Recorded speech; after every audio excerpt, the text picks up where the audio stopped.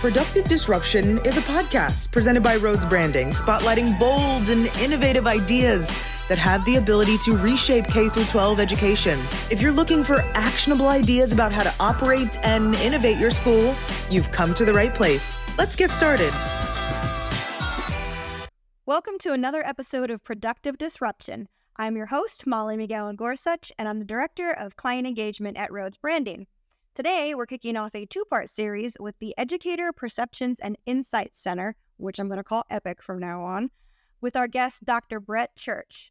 An associate professor of school leadership at Emporia State University, Bret is joining me today to discuss how he and his business partner, Dr. Simmering, are bringing the industry standard practice of using data to drive retention strategies to the K-12 sector, and why it's more important now than ever before. Bret, thanks so much for joining me today. You bet, Molly. I'm happy to do it. Awesome. So in a nutshell, what is EPIC? What is it that you do for schools? So EPIC is focused on measuring, understanding, and interpreting the voice of educators as they talk about their experience out in the school or K-12 public sector. What we try to do is identify what the factors are that are driving engagement and retention in school districts and at the state level as well as the local level, but also working to help those school districts to address the teacher shortage through identifying those key characteristics in their district.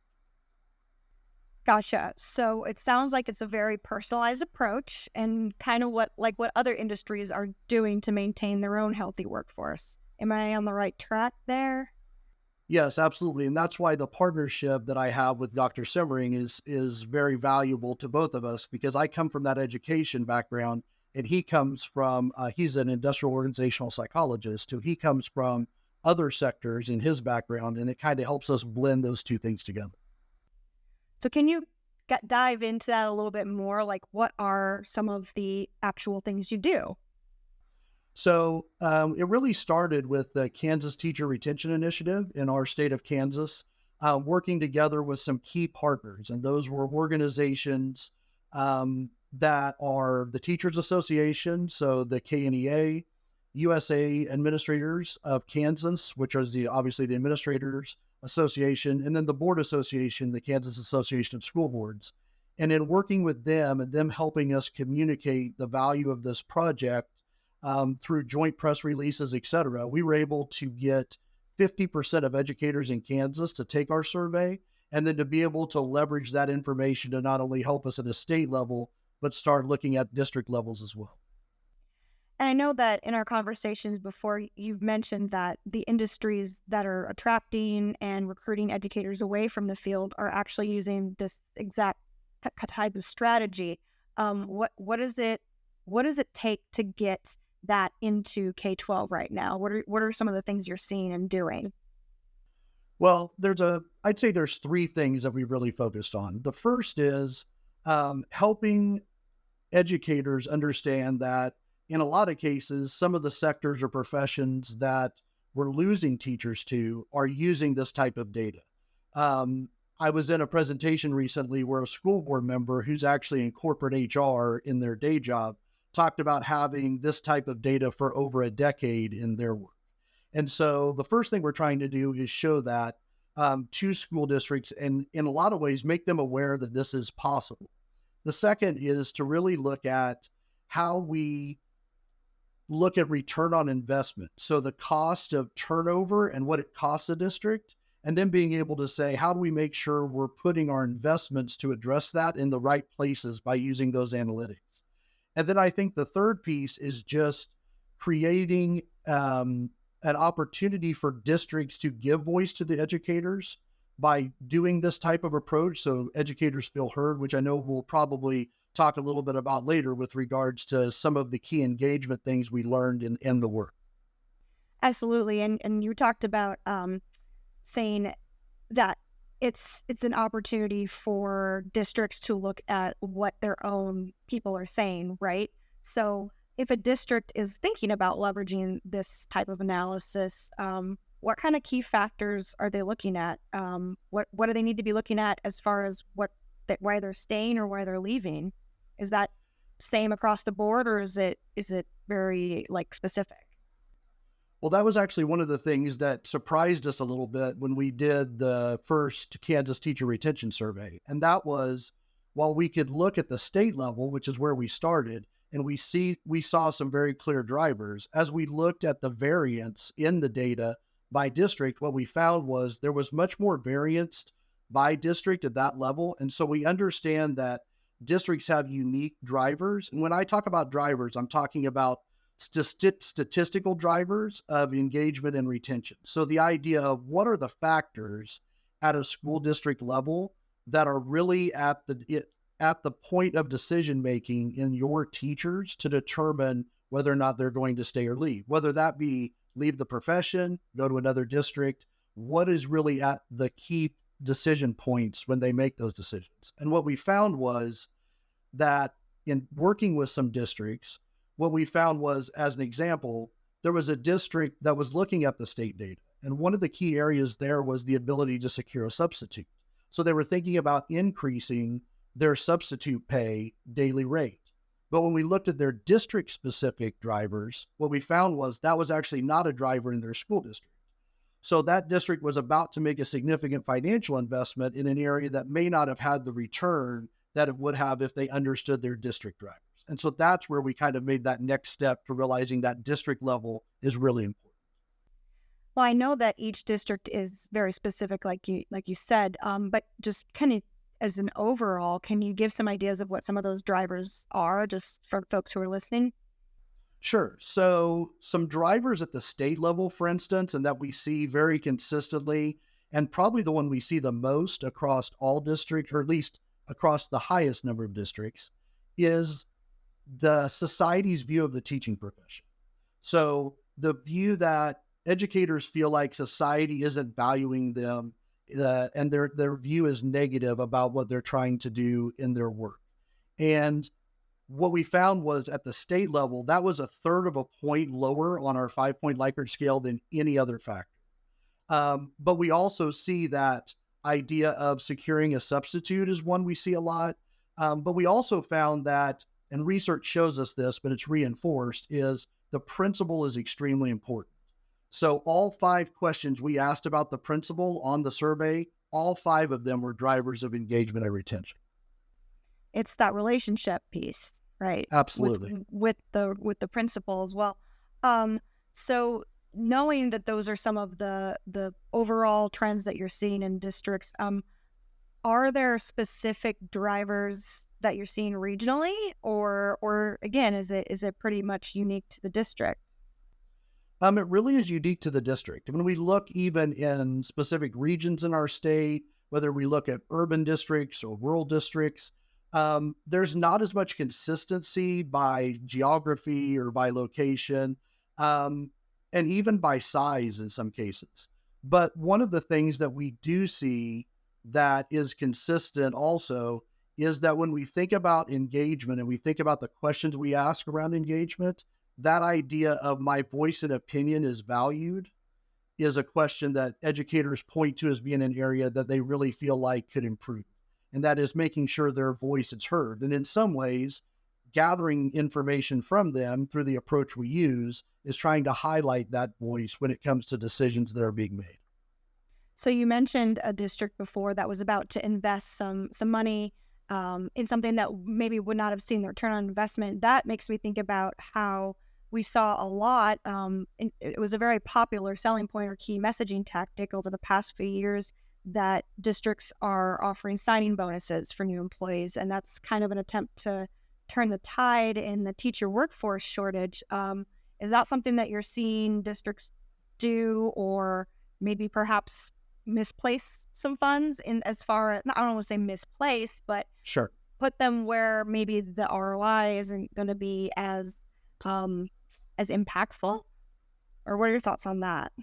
Sure. So part of the reason when we started our work, we were looking across the state and seeing a lot of focus on recruitment, right? The idea that there were pathways that were being developed to get teachers or students that might choose education and help them do that.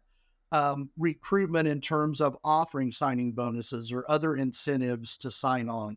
And one of the things that I know we also look at is how incentives that are transactional or money-based might be different than transformational, which you mentioned actually earlier, are relationship-based or are not necessarily based on money. And so a lot of times what you see is, while you'll get a good bump on that initial bonus, it quickly can kind of go away because it's that one-time piece, and it gets people hooked, but it maybe doesn't sustain as long as some of the relationship pieces or their relationship with their colleagues or with their principal that sustain over time.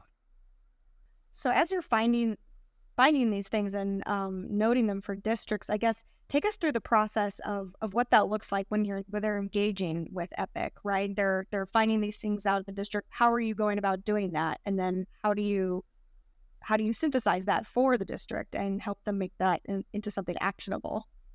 Sure. So what we do is we collect data, obviously, from their teachers. And a lot of times in Kansas, the way we've approached it is it's done on a statewide level. And districts that participate and get a number of teachers to participate, a certain number, they're able to get some base information, which tells them kind of what's the engagement picture right now of all of your educators. What are their intentions for the future? What percentage of them are retiring in the next 3 years? What percentage are saying they're likely to leave the profession or change districts? So they can kind of see, what are our teachers thinking about their future?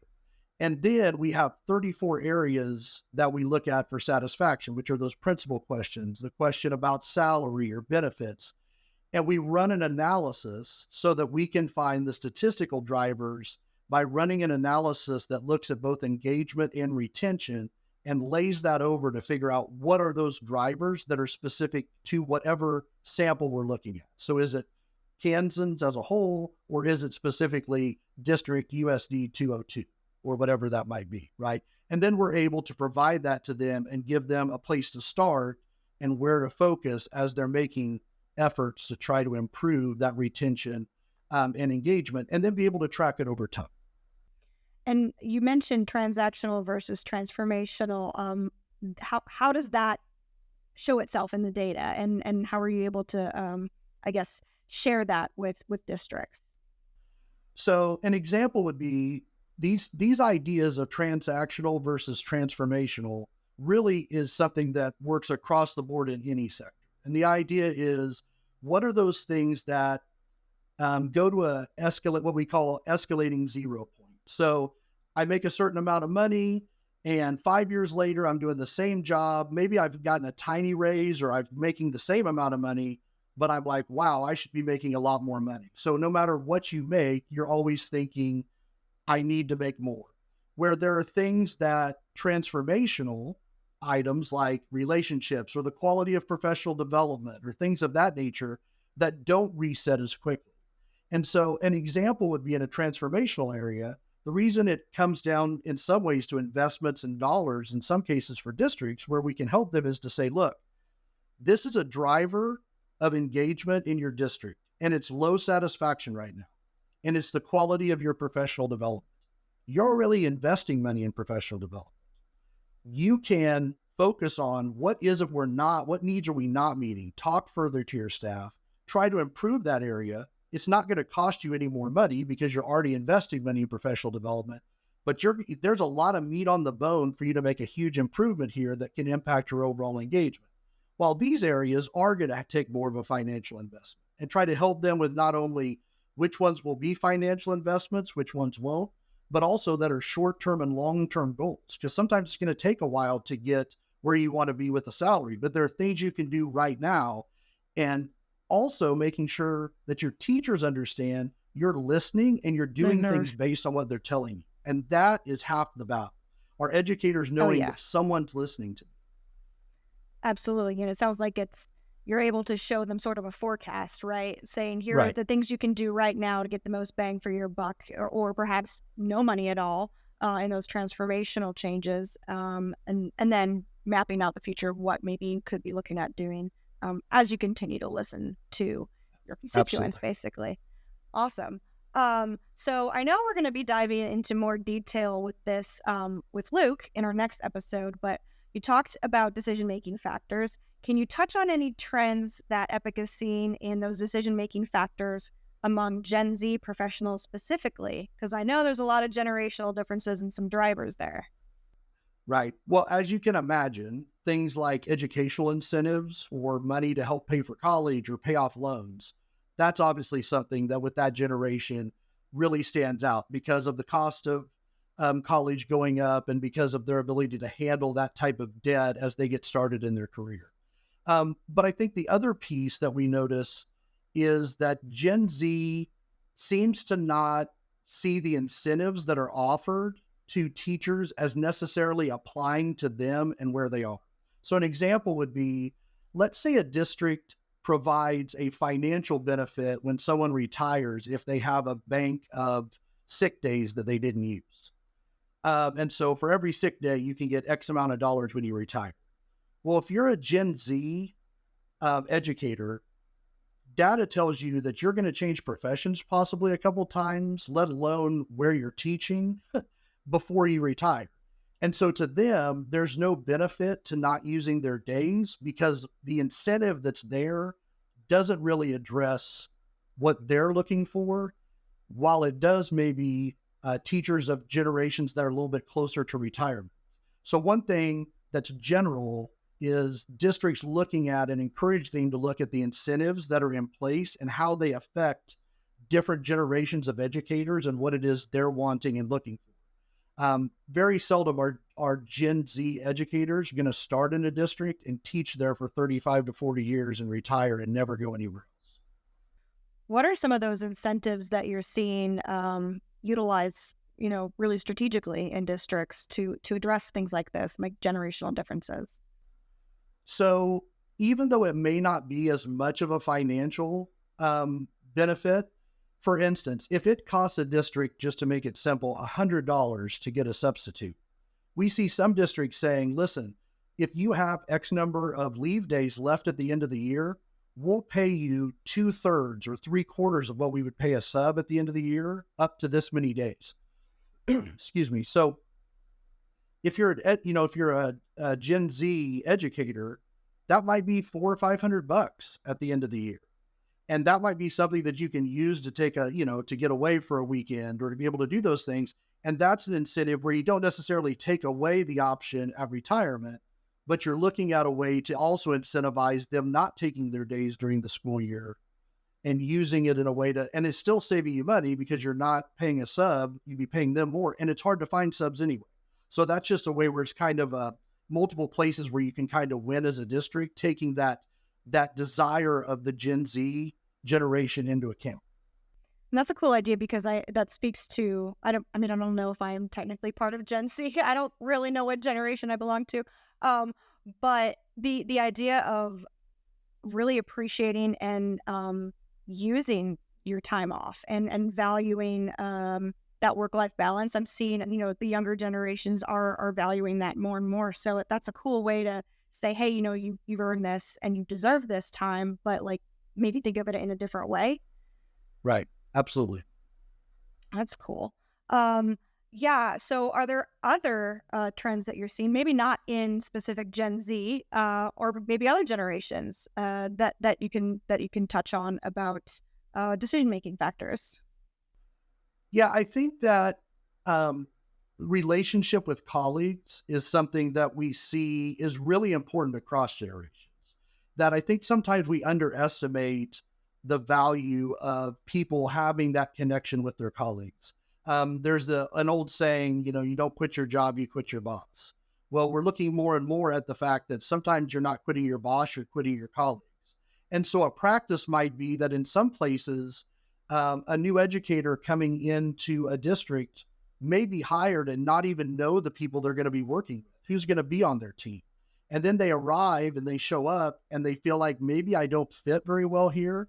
And because people are more willing to change jobs and they're more mobile, they may not stay. They may decide to start looking for a job. Maybe somebody that they knew before has got an open position in their district on their team. And so what we find is anytime you can give educators that are coming into your district a chance to know who it is they're going to be working with and meet those people and get a feel for them before they're actually hired can actually pay long term, because you don't see those people then immediately leaving a year or two later. So how does that translate into actionable recommendations? I'm thinking, is it like onboarding recommendations and things like that for districts? Yeah. So what we try to do is when we work with districts, we'll try to give them the example, for instance, that this is a driver in your district relationship with colleagues. And then we use that as an entry point to talk to districts about what are your practices in terms of onboarding?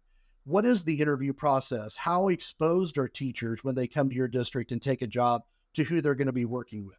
And being able to do that, because in some places, maybe that's something they're already doing, but in other places it may not. So we're trying not only to give them district insights that are specific to their teachers, but then we're also trying to help them take the steps necessary in those areas that are drivers to be able to go forward and look at their current practices and how they may fit or not fit with what we're learning. I love to kind of flesh that out a little bit more, because I know that you offer expertise that is, above and beyond. But just to hear a little bit more about what it is you're sharing with districts when you get that question.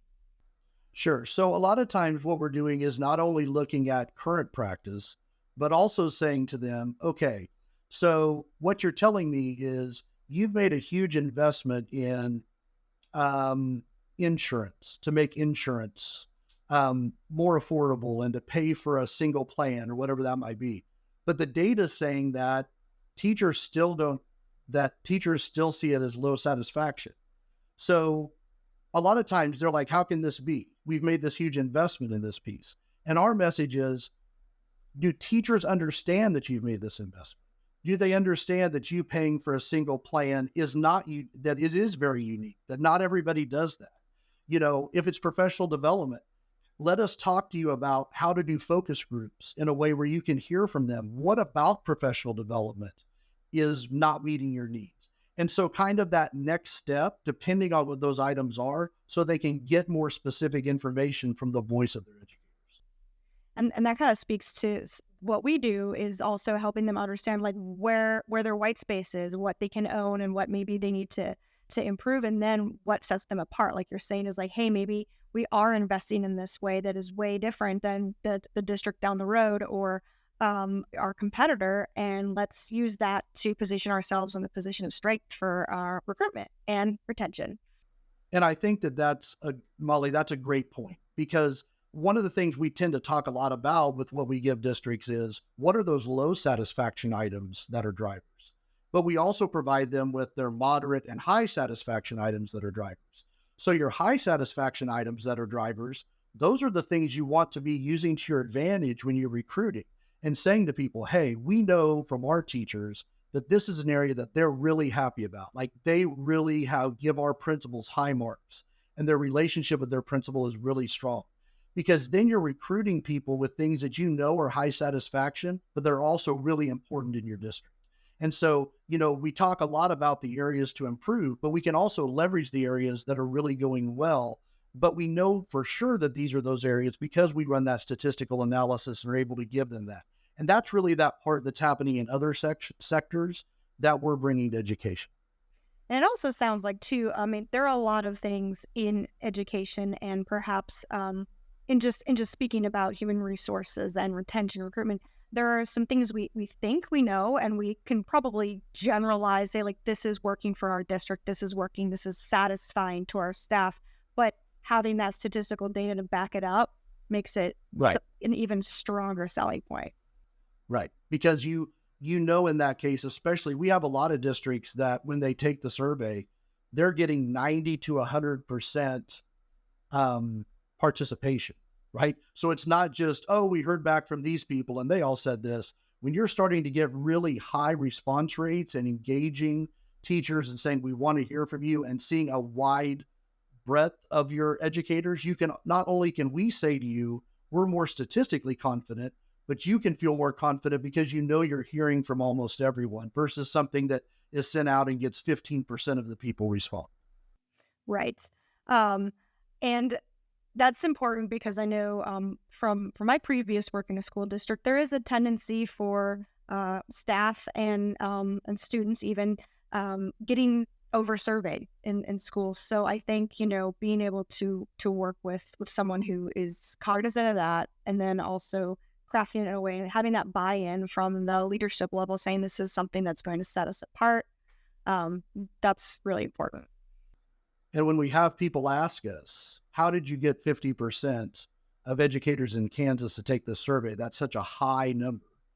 Our response is that we gave best practices to districts and said, hey, if you give your teachers time, this takes 10 minutes, right? If you give them 15 minutes at a faculty meeting or a PD day, or when they come back from lunch at a PD day, we saw one of the largest districts in our state go from 1% to 93% in about an hour, just because they gave teachers time. And what teachers tell us is, we're happy to fill it out, but we need time to do it because we have so many other things on our plate.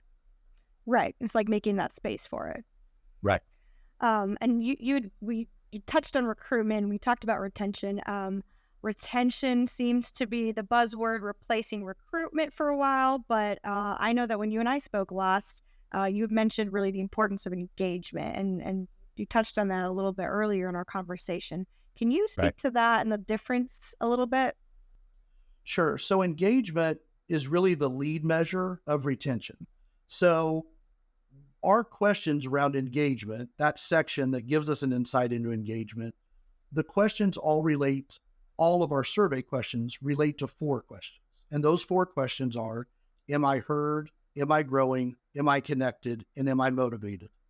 And because we know that employees that can say yes to that, my voice is heard, I feel like I'm growing, I'm connected to people that I work with, I'm motivated to do a good job, not only are they more likely to stay, but Gallup research shows that engaged teachers get better student performance on district outcomes, that teachers that are engaged are much more likely to stay, and those that are disengaged are much more likely to leave. And also just something like attendance. Disengaged employees are a lot more likely to not come to work or to miss more days than those that are engaged. So it's not just we want people to feel that way. We actually know in terms of the outcomes we're trying to impact, like keeping more people in education, these are key parts of being able to do that. Okay, so you used a keyword there, lead measures. Can you explain that a little bit? And also what's the value of looking at a lead measure instead of another kind of measure I've heard you talk about? Sure. So, and this is, a lot of times in business, they talk about lead measures and lag measures. So lead measures are the things, like the best example I've ever heard is, hospitals used to track secondary infections because nobody wants to go to the hospital to get better and end up getting sick. Right. And so they would always track how many secondary infections did we have this year, over and over and over. And some years were a little bit better, some were worse, but nothing really changed. But the lead measure that we found and everyone recognizes now is hand washing. If you wash your hands, right? If we focus on hand washing, we reduce the number of secondary infections. And so the focus became, let's make sure everybody's washing their hands and we're reducing the likelihood of secondary infections. And once we focused on lead measures in hospitals that way, then what they were trying to improve, which was secondary infections, actually came down. And so what we're saying is if we focus on engagement of our employees as the lead measure, they're going to feel good about coming to work. They're going to give their best effort. They're going to feel like they're making a difference. And that will keep them in the profession or in the district. The reason that sometimes the lag measure of just retention doesn't work is there are things that are out of our control sometimes that have nothing to do about the job and people leave. If you have to take care of a sick parent in another state or a spouse gets a great opportunity for a job advancement somewhere else, it's not that they don't like their job, but something has come up. Well, that still counts as we didn't retain that employee, the same as the person who left because they were unhappy. So that measure sometimes is a little bit faulty because we can't control for all the variables. I actually once heard someone say that lag measures, they called them oh crap or oh cool measures because when you look at the data, you either go, oh crap, or oh cool, but either way, it's too late to do anything about it, right? And so we're trying to be more proactive by looking at those lead measures and doing things about it on the front end and making those investments versus just tracking it kind of when it's too late. Like, what is in my circle of control? What can we actually do? Right. That's awesome. And if we do these things, we're likely to see the thing that we really care about, which is keeping our teachers improved by focusing on their experience and making their experience better versus just hoping that, at the end of the year, we don't lose more than we lost last year. What are some drivers of lead measures that you can speak to a little bit further?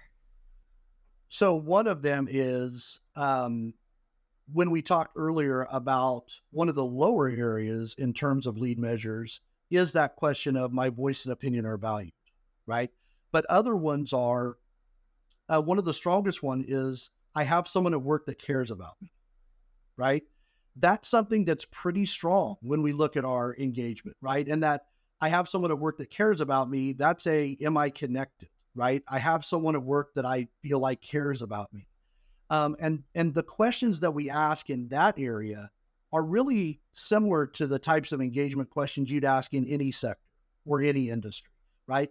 I have an opportunity to grow, like individual growth. It doesn't matter if you're in education or you're in another sector, people want to see that they're growing and they get a chance to develop their skills. And so these are less education focused and they're more tied to engagement in any job. And so in education that, someone at work cares about me, what I do gives me a sense of value, the opportunity to receive feedback so that I can improve, those types of things we see pretty positive. And like I said, it's that, someone hears me or, when I share how I'm doing, do I see things change? My voice and opinion are valued. All those things kind of tie to that. And that was the one that was the lowest in terms of the questions that were more specifically to those 4 areas. And it's no surprise, or it shouldn't be a surprise that those connected pieces, I feel connected and I feel cared for, show up, because that's the same thing that we're seeing with students, when their attendance rates are impacted by how well they're feeling connected in their schools. I mean, among other things, but that is something Right. I know that we've seen in data show that the connections are key and the relationships are key. So Absolutely. on that note, I want to know how you would, fix the world. We end every podcast with the same question. If you could wave a magic wand, what is one thing you would fix in education? So I think these two are tied together. So maybe it's like, if I could wave a magic wand, I had 2 wishes, but the wishes were connected. No, I see This is what I would say. So like, it's the thing of, if you have 3 wishes, or 1 wish, you'd ask for more wishes. Right? Mm-hmm. So being from Kansas, many people know, they always associate the Wizard of Oz with this. Right. And so I guess in some ways, we think about the lion and he was looking for courage. I think that the first thing we have to do, and being that my background is in education, I've been an educator, I've been an administrator, I talk a lot when I say I've been in that space, is having the courage to listen to what educators are telling us, right? Because sometimes it doesn't feel the best because we're trying to do the best we can. But sometimes it's like, this doesn't look so good in this area or that area. Do I really want to share that with, the teachers? Do I want to share it with my board? Do I really want to share it with my community?